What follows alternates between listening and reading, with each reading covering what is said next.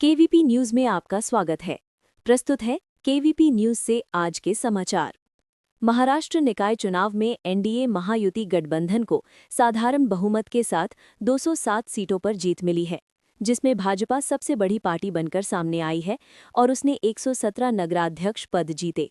वहीं एकनाथ शिंदे के नेतृत्व वाली शिवसेना को 53 सीटें मिली, जबकि उद्धव ठाकरे के शिवसेना यूबीटी सिर्फ 9 सीटों पर सिमट गई।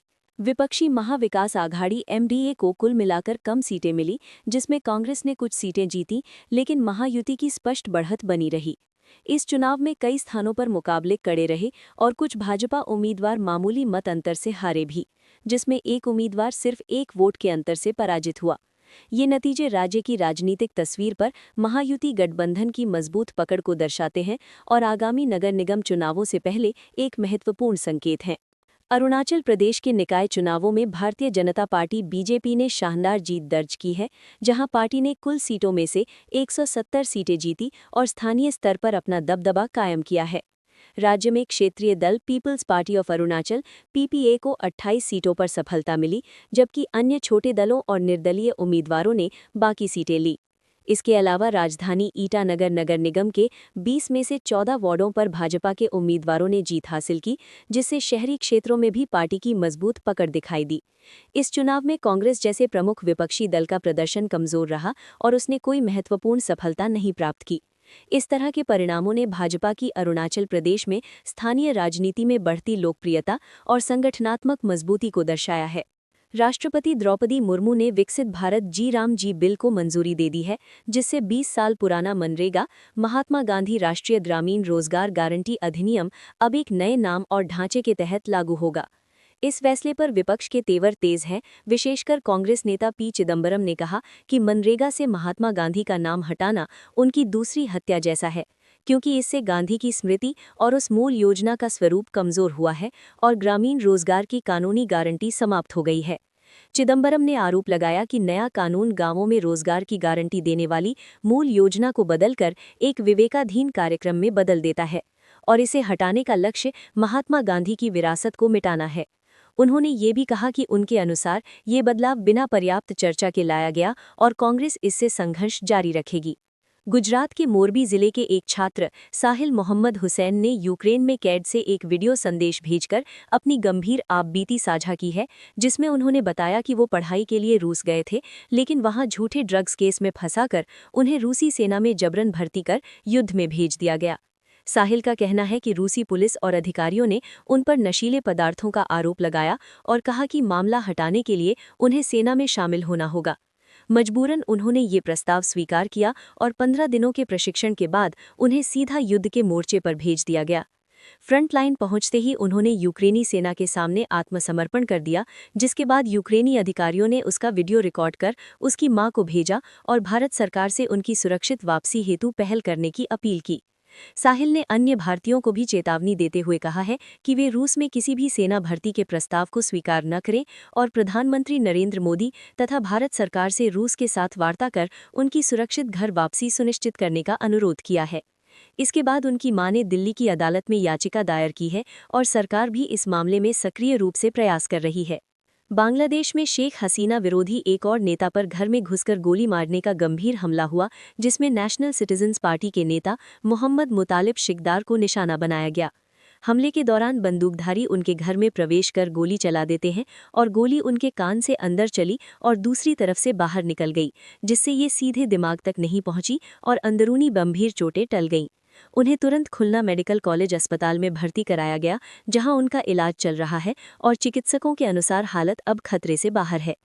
ये घटना ऐसे समय में हुई है जब बांग्लादेश में राजनीतिक हिंसा और अस्थिरता बढ़ी हुई है, खासकर शेख हसीना विरोधी गतिविधियों और पिछले प्रमुख नेता शरीफ उस्मान हदी की हत्या के बाद तनाव बढ़ा है। यूक्रेन रूस युद्ध को लेकर ताज़ा वर्ल्ड अपडेट में भारत सरकार ने संसद को बताया है कि फरवरी 2022 से अब तक लगभग 202 भारतीय नागरिकों को रूसी सेना में भर्ती किया जाना माना जाता है।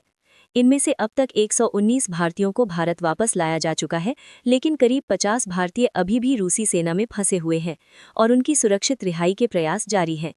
इसी दौरान युद्ध में 26 भारतीयों की मौत की भी खबर मिली है, जबकि अन्य 7 लापता बताए जा रहे हैं।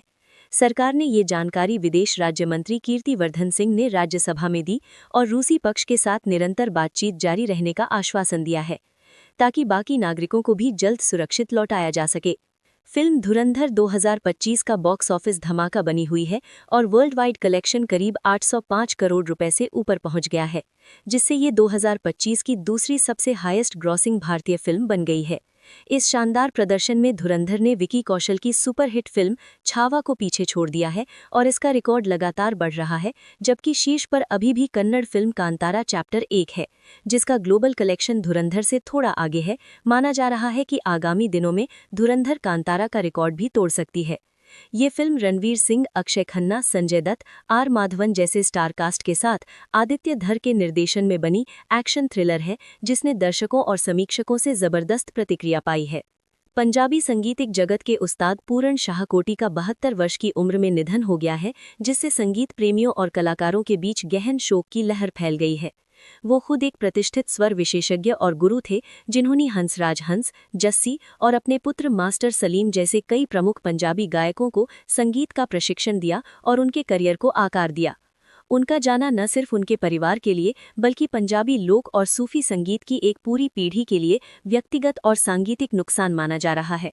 उनके पुत्र सलीम ने कहा है कि अब सुरों की सदी शांत हो गई है और उनकी आखिरी इच्छा के अनुसार अंतिम विदाई दी जाएगी, जिससे गुरु शिष्य और प्रशंसक उन्हें अपनी भावनाओं के साथ याद करेंगे। भारतीय महिला क्रिकेट टीम ने पहले टी20 अंतर्राष्ट्रीय मैच में श्रीलंका को 8 विकेट से हराकर 5 मैचों की श्रृंखला में 1-0 से बढ़त बना ली है। श्रीलंका ने पहले बल्लेबाजी करते हुए निर्धारित 20 ओवरों में 121 का स्कोर बनाया, लेकिन भारत ने लक्ष्य को 14.4 ओवरों में 122 से आसानी से हासिल कर लिया। जेमिमा रॉड्रिग्स ने नाबाद 69 रनों की शानदार पारी खेली, जिसमें उन्होंने कई आकर्षक चौके जड़े, जबकि स्मृति मंधाना ने 25 रन बनाए और टीम को मजबूत शुरुआत दी। भारतीय गेंदबाजों ने भी अनुशासित प्रदर्शन करते हुए मेहमान टीम को नियंत्रण में रखा, जिससे भारत को एक सर्वांगीण जीत मिली। पाकिस्तान ने 2025 अंडर-19 एशिया कप का फाइनल मुकाबला भारत के खिलाफ 191 रन की बड़ी जीत से जीता और इस तरह दूसरी बार U19 एशिया कप का खिताब अपने नाम किया। दुबई में खेले गए फाइनल में पाकिस्तान ने पहले बल्लेबाजी करते हुए समीर मिन्हास की 172 रनों की तूफानी पारी की मदद से शानदार 347 का विशाल स्कोर बनाया, जिसका सामना भारतीय टीम नहीं कर सकी और 156 रन पर ऑल आउट हो गई। इस प्रदर्शन के दम पर पाकिस्तान ने भारतीय टीम को भारी अंतर से हराकर ट्रॉफी उठाई, जिसे एशियन क्रिकेट काउंसिल के अध्यक्ष मोहसिन नकवी ने विजेता टीम को सौंपी। ये जीत पाकिस्तान U19 टीम के लिए खास मायने रखती है, क्योंकि इससे उन्होंने क्षेत्रीय स्तर पर अपनी युवा टीम की ताकत को दोबारा साबित किया है। भारतीय प्रोफेशनल बॉक्सर नीरज गोयत ने दुबई में मेगा मिसफिट्स बॉक्सिंग इवेंट के मेन कार्ड मुकाबले में अमेरिकी मुक्केबाज एंथनी टेलर को स्पष्ट रूप से हराया, जहां उन्होंने यूनानिमस डिसीजन 3-0 से जीत दर्ज की और अपनी फाइटिंग क्षमता का लोहा मनवाया। इस धमाकेदार जीत के बाद नीरज और टेलर के बीच रिंग के बाहर थोड़ी तीखी नोकझोंक भी देखने को मिली, लेकिन मुख्य रूप से ये नीरज के शानदार प्रदर्शन और खून खौलाने वाली जीत की खबर है, जिसने भारतीय खेल प्रशंसकों का उत्साह बढ़ा दिया है। भारतीय टीम ने साउथ अफ्रीका के खिलाफ 5वें टी20 मैच में 30 रन की जीत के साथ 5 मैचों की श्रृंखला 3-1 से अपने नाम कर ली, जिससे वो लगातार 8वीं टी20 सीरीज जीतने का रिकॉर्ड कायम रखी।